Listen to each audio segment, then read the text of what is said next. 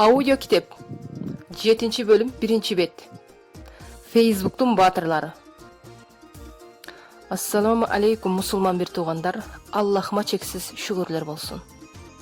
Бүгүнкү бөлүмдө жакында эле күйөөм токол алам десе өзүм тандашам деп көп аялдардын кыжырын келтирген ажарлуу урчайым Айпери Кубик кызы жөнүндө сөз кылмакчыбыз. Эскертүү. Бүгүн Фейсбуктун баатырларынын катарына күтүүсүз каарманды кошуп жиберем. Фейсбукта активдүү колдонуучу, көптөгөн чырдуу посттордун ээси Гүлзат Алиева жомокту кызытуу үчүн каарман катары кошулат. Ал кандай образдуу айым? Аны жазган комментариялар аркылуу билип аласыздар.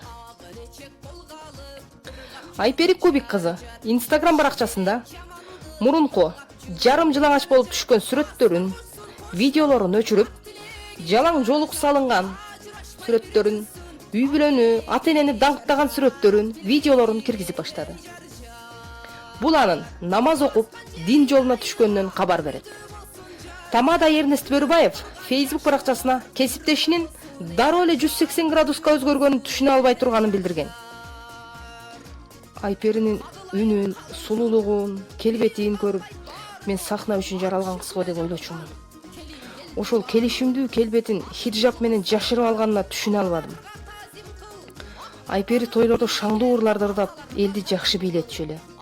Эми хиджаб менен кантип бийлеп ырдайт деп таң калуудамын. Кыскасы, Айперинин 180 градуска өзгөргөнү мен үчүн күтүүсүз болду десем болот. Эрнест Бөрүбаевга Тынар Курбаналиев жооп жазыптыр. Эрнест, досум кандайсың? Күтүүсүз деп жаман эле болдуң го. Не Айпериге кызыгып жүрдүң беле? Кыз кишиге сахнага беле барбы? Үй бүлөсүн бекем кармасын да. Анча-мынча ырдагысы келсе атасы Кубик Калыков турат го. Ансыз деле Кубик байке кай жерде той алып барбасын. Жарчы сөзсүз Айпери экени белгилүү го. Элечегин кийип алып бара берет тойлорго. Эмнеси бар экен? Гүлзат Алиева элечек жөнүндө түшүндүрмө берип кетиптир. Улутум кыргыз, ураным манас. Теңирим жалгап, кадыр умайым колдосун. Ак элечегим бузулбай, бир гана күйөөсүнө көп бала төрөп, аларга татыктуу тарбия берип, умай эне статусуна ээ болгон нарктуу аял гана өзүнүн аялга таандык жакшы касиеттери жуксун деген аппак тилек менен атайын ырым кылып, жаңы келген келинге ак жоолук салат. Жаңы үйлөнгөндөргө жар айтат. Айпери Кубик кызы атасы бир тойду алып барган эле. Ошондо жар айтып чыкты. Элечек кийип алыптыр. Ушундай жакшы жарашыптыр. Мен суктанган элем. Мына эми хиджабка өтүп алыптыр. Эми эмне дешимди билбей атам, чынын айтсам. Хиджаб менен элечекти мындай алмаштырбагыла деп айтат элем да. Экөөнүн мааниси башка. Азыр жар айткан кырчыларды карасаңар, күйөөгө чыга элеги деле, күйөөдөн ажыраганы деле элечек кийип айта беришет экен. Силердин элечек кийгенге укугуңар жок деп айтат элем. Элечекти кандай аял кийет? Жогоруда айтып кеттим.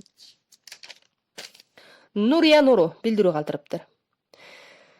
Ырчылар эригип депутат болушат, күйөөсүнө токол алып беришет. Эртерээк ресторандарды ачпасаңар болбойт окшойт. Четинен айнып баштады булар. Оозун бар деп эле сүйлөй берсе болот экен да, Кубик кызы. Эртең буюң бирөөнү ээрчитип келсе, чачыңды бирден жулуп жүрбөгүн. Жаным менен билдирүү калтырыптыр. Ушул Айперинин күйөөсүнө тийсем окшойт, токол болуп. Мен Айпериден эмнем кем эле? Өзүм токол кылып коем керек болсо, жашынып келип жолуга турган кылып.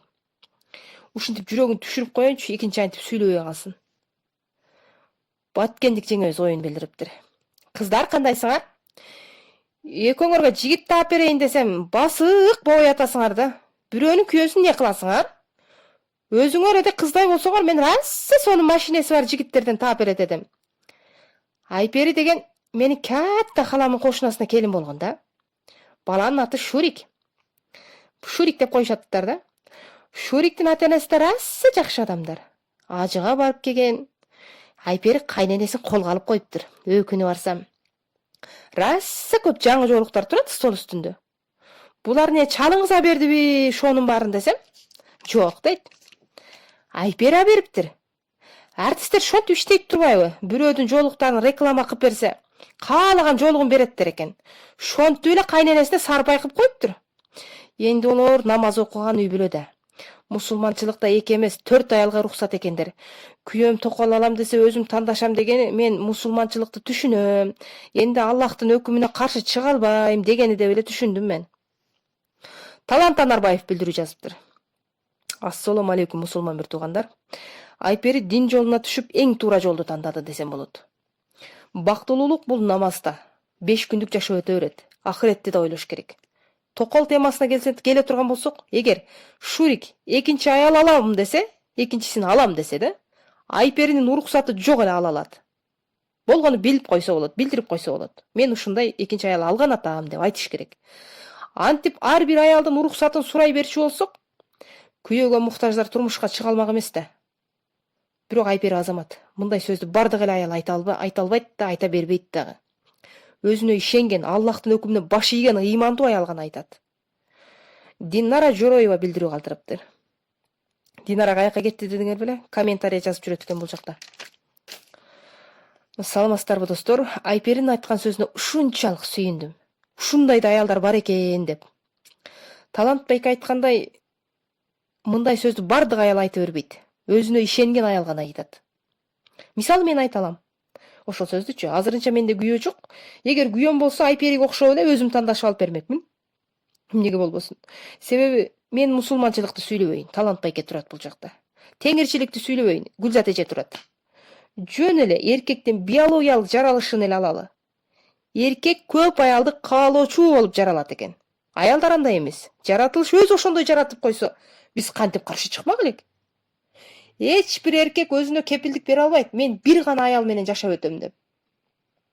Эл көзүнө бир аял менен жашап көрүнүшү мүмкүн. Көмүскөдөгү аялдар канча экенин ар бир эркек өзү деле так билбесе керек. Өз ара эркектер чогулуп майрамда отурган кезде мактанышат анан бири-бирине. Мен орустарды кошпогондо 28 келинге барыпмын десе бирөөсү, экинчиси айтат. Мен ошо тажиктерди кошпогондо 35 келинге бардым дешип. Ушинтип ар кимге баргыча 3төн 4төн ала берсин да. Ошолорго деле расписание түзүп алып эле жетишип атат го. Эмнеге 4 аялды алып расписание түзүп алып жашай берсе болбосун. Алардын жаратылышы ошондой да. Аялдын жаратылышы башкача. Аялга жаштардын тили менен айтканда бир эле зыңк эркеги болсо болду, башка бирөөнү карабайт алар. Ойлобойт да. 7-бөлүм 1-бети бүттү.